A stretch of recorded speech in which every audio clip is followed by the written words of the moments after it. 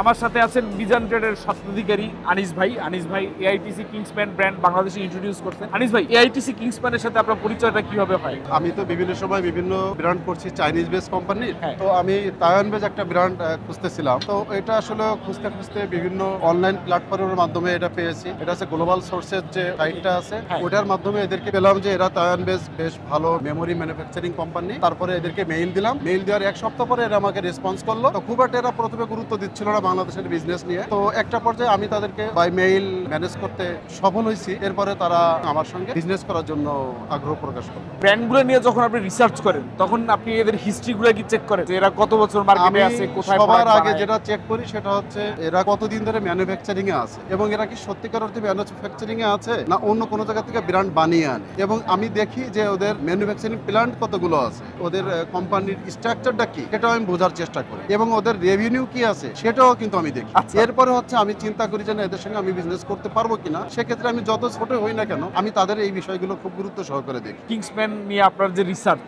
তার কিছু ডাটা আমাদের দেন। কি দেখলেন? কত সালের কোম্পানি, কতদিন যাবত ম্যানুফ্যাকচারিং এ আছে, কয়টা লাইন আছে বা ফ্যাক্টরি আছে? Company actually AITC group. আমাদের কিংসম্যান হচ্ছে তাদের একটা গেমিং সেগমেন্ট। এআইটিসি মিনিংস হচ্ছে অ্যাডভান্টেক ইনোভেশন টেকনোলজি কোম্পানি লিমিটেড। আচ্ছা। এটা তাইওয়ানিজ বেজ একটা গ্রুপ অফ কোম্পানি। এদের একটা সেগমেন্ট হচ্ছে মেমোরি আইটেম। এরা বিজনেস অনেক আগের থেকে, বাট মেমোরি আইটেমে ওরা 2014 সাল থেকে ওরা মেমোরি আইটেমে বিজনেস করে। তাও তো 11 বছর হয়ে গেল। এক্স্যাক্টলি 11 বছর যাবত তারা ম্যানুফ্যাকচারিং আছে মেমোরিতে। কিংসম্যান ওদের এই নামটা দিয়ে ওরা মেমোরি বিজনেসটা কিংসম্যান নামে যাত্রা শুরু করে। হ্যাঁ, আসতেছে। আমরা দেখলাম যে গত কয়েক বছরে হাই এন্ড জেন 5 থেকে শুরু করে আপনার ডিরাম সহ হাই এন্ড এসএসডি গুলোও কিংসম্যান বাজারে আনতেছে। তো কেমন সাড়া পাচ্ছে?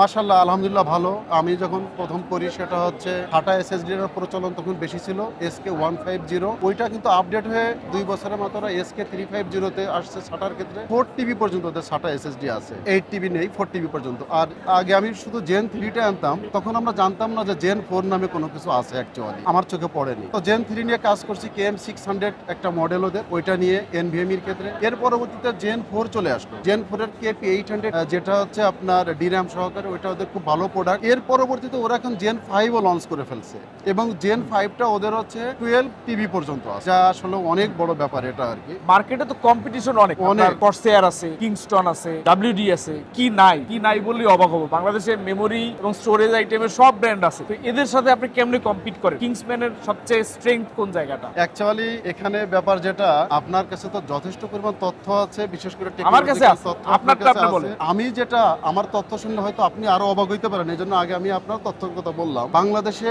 মেমোরি ব্র্যান্ডের ফাইটিং কোম্পানি আছে মিনিমাম 65 এবং বিভিন্ন জন তারা প্রোডাক্ট এনে এখানে প্যাকেজিং করতেছে। যদি তাদেরকে কাউন্ট করা হয়, দেশীয় কুটির শিল্পও আছে। দেশীয় কুটির শিল্প, রাইট, সেটা কাউন্ট করলে আরো 15টা ব্র্যান্ড এরকম আছে, তাহলে 80টা ব্র্যান্ড। এনিওয়ে আমরা 65 ব্র্যান্ডকেই কাউন্ট করি আর কি। তো তাদের ডাটাও কিন্তু আমাদেরকে কালেক্ট করতে হয়। আমি সবসময় একটা বিষয় চিন্তা করি যে আমি যার কাছে পণ্যটা বিক্রি করলাম, সে তো একজন ইউজারকে পণ্যটা দিবে। Right. ওই ইউজার যদি কোনো না কোনো ভাবে হ্যাপি থাকে, তাহলে সে আবার এই প্রোডাক্টটা নিতে আসবে। এবং ব্র্যান্ড তো অনেক আছে। আমি ইউজারকে খুশি করার জন্য বা হ্যাপি রাখার জন্য সবার আগে যেটা গুরুত্ব দিই সেটা হচ্ছে ওয়ারেন্টির ইস্যুটা। কেন কিংসম্যান আপনি হয়তো খেয়াল করবেন শুরু থেকেই যে কথাটা ছিল যে হ্যান্ড টু হ্যান্ড রিপ্লেসমেন্ট, আমি এটাকে সবচেয়ে বেশি গুরুত্ব দিয়ে এখন পর্যন্ত আসি মার্কেটে এবং আমি থাকবো। আমার কাছে সবার আগে হচ্ছে কাস্টমারকে স্যাটিসফাই করা ওয়ারেন্টির মাধ্যমে। যেহেতু আমাদের এটা ওয়ারেন্টির প্রোডাক্ট, ওয়ারেন্টিতে আসবেই। যদি হ্যাঁ, ওয়ারেন্টিটা memory item-এ warranty হয়। দ্রুত দেওয়া হয় তাহলে কাস্টমার হ্যাপি হয়। কেন একটা পিসি যে ইউজ করতেছে সে তো 1 সপ্তাহ পরে ওয়ারেন্টি দিলে সেই পিসিটা কিভাবে ওই 1 সপ্তাহ সে কিভাবে বন্ধ চলবে? রাখতে পারবে কিভাবে? পারবে না কিন্তু। পারবে না। ওই জায়গাটা আমি সবচেয়ে বেশি গুরুত্ব দিই এবং আমি কোয়ালিটিও এনশিওর করি যাতে ওয়ারেন্টিটা কম কম আসে। এমনিতে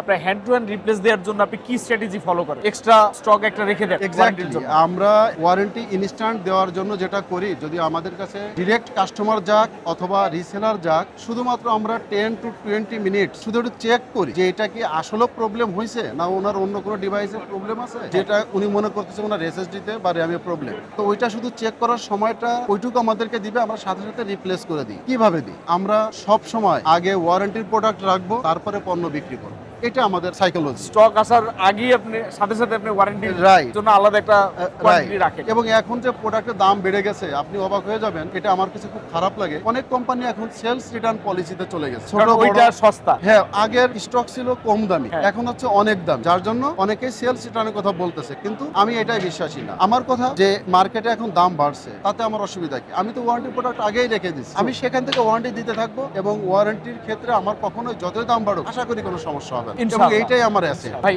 এর বাইরে আপনি কিংসম্যান ছাড়া আর কি কি, EITC ছাড়া আর কি কি ব্র্যান্ড নিয়ে কাজ করতে? আমি আরো দুটো ব্র্যান্ড নিয়ে কাজ করি। একটা চাইনিজ ব্র্যান্ড, ওটাও মেমোরি আইটেম, কেননা স্বল্প বাজেটের ব্র্যান্ডও ভালোর ভিতরে অনেক কাস্টমার, অনেকের অ্যাফোর্ডেবিলিটি, অনেকের অ্যাফোর্ডেবিলিটি বিষয় থাকে। সেক্ষেত্রে হচ্ছে শেনজিন কিংসপেক ইলেকট্রনিক্স কোম্পানি।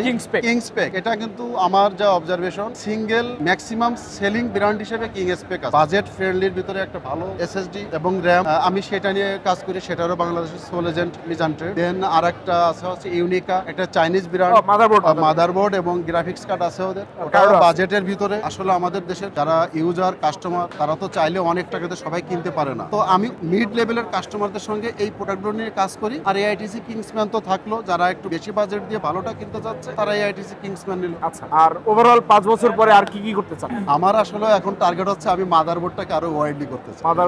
মাদারবোর্ডটা ওয়াইডলি করতে চাই। আমি লাস্ট তাইওয়ানে গিয়েছিলাম, তাইওয়ান থেকে আমি একটা কোম্পানির সঙ্গে কথাবার্তা বলছি। মাদারবোর্ডের বাইরে সেটা হচ্ছে আপনার একটা কিবোর্ড মাউস গেমিং সেগমেন্টের প্রোডাক্ট, ওইটা নিয়ে আমার চিন্তা আছে। বাট পেরিফেরালস, রাইট, তবে আমি মাদারবোর্ডটাকে আরো ওয়াইডলি করতে চাই, এটা আমার নেক্সট প্ল্যানে আছে। এখানে অবশ্য আপনার ইউনিকারও সাপোর্ট লাগবে, আপনি একা তো আর পারবেন না। অবশ্যই তাদেরও সাপোর্ট লাগবে, ইনশাআল্লাহ ভালো কিছু হবে। আপনাদেরও সহযোগিতা লাগবে, সাপোর্ট লাগবে ইনশাআল্লাহ। ধন্যবাদ। আর আপনাকেও ধন্যবাদ যে আপনি টেকনোলজি নিয়ে অনেক চিন্তা করেন এবং আপনি আমাদের যারা ইউজার আছে, যারা বিশেষ করে স্টুডেন্ট, তাদেরকে একটা সঠিক পথ আপনি দেখানোর চেষ্টা করেন। এজন্য আসলে আপনি অনেক স্পেশাল। চেষ্টা করি ভাই, দোয়া রাখবেন যতটুকু সম্ভব। দেখা হবে আবার নতুন কোনো বুথ থেকে নতুন কোনো ইস্যু নিয়ে। এই পর্যন্ত আল্লাহ হাফেজ। র্যামের দাম কমবে কবে? র্যামের দাম কমবে 2030 সালে। 2030 সালে 30 হ্যাঁ, এটা খুব খারাপ লক্ষ্য। কাট।